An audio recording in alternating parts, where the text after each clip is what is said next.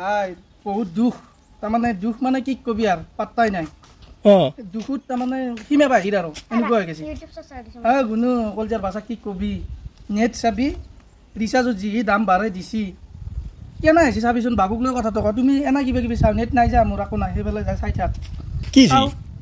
দুখৰ ঘটনা এনেকুৱা দুখ হৈছে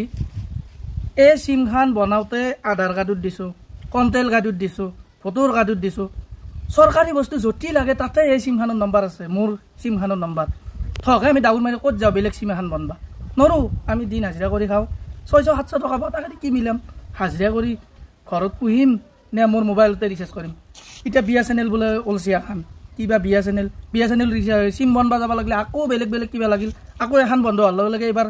কণ্টেল কাৰ্ডত ঢাল্লা লাগব বাজনা বাজা মানে দোকানী ক'ব হেই আগৰ নম্বৰ কয় OTP তোৰ তাত যাৱা নাই দেখো লাগি গেল লাফৰা 340 টকা ৰিচাৰ্জ কৰিব লাগে খাৱা বাদ দি এতিয়া মোবাইলতে ৰিচাৰ্জ কৰিব লগা আছে ভাইয়াত মাথাত কুব কাম কৰি কিমান বা দিনটোত কাম কৰি যে 600-700 টকা পাওঁ কি মিলাম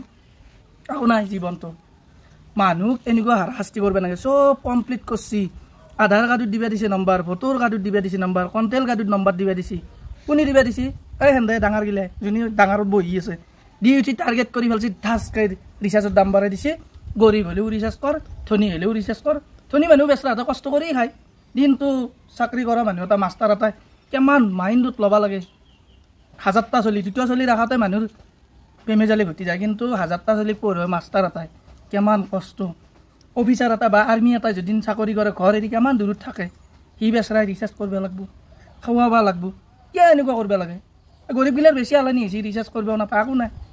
ৰিচাৰ্জ খাই আছোঁ কিয় জানেনে তাৰমানে দুখ লাগছি আজি এটাই লাগছি খাৰাং ঘূৰাই দুখেই দুখ